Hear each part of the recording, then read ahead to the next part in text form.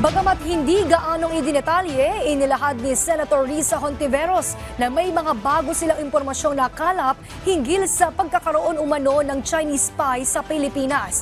Kabilang yan umano sa mga tatalakayin sa huling pagdinig ng Senado kaugnay sa pogo sa bansa sa susunod na linggo. Si Daniel Manalastas ng PTV sa Balitang Pambansa. Sa susunod na linggo na November 26, itinakda ng Senate Committee on Women ang kanilang huling pagdinig tungkol sa pogo at mga isyu na bumabalot kay dating Bamban Tarlac Mayor Alice Guo. Si Senator Risa Hontiveros sinabing may bagong impormasyon silang nakalap tungkol sa pagkakaroon umano ng mga espiya ng China sa Pilipinas at sa pamamagitan daw ito ng pogo. Pero hindi muna niya ito idinitalye. Siguro po abangan na lang dun sa susunod at huling pagdinig.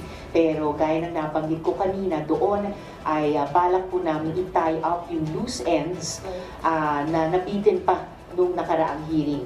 Sa susunod na pagdinig din daw ilalahad nila ang mga reforma sa batas na kailangang isulong dahil sa mga policy gaps na nakita sa pagkalat ng mga pogo. Bukod pa dyan ang napansin ng senador na nagiging malikhain ng mga pogo kung saan gumagawa umano ng paraan para mag-iba ang kanilang diskarte.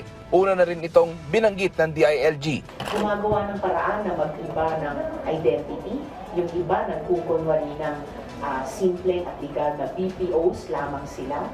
At ang sumuma sa amin ay mismong ilang mga opisyal ang nagpapayo sa kanila na ganun ang kanilang gawin. Yung iba naman ay baka nagsusubok na ngayon na itago ang kanilang mga pogo operations. Ayon kay Secretary John Vic Remulla, kinakailangan ang parte rito ng lokal na pamahalaan.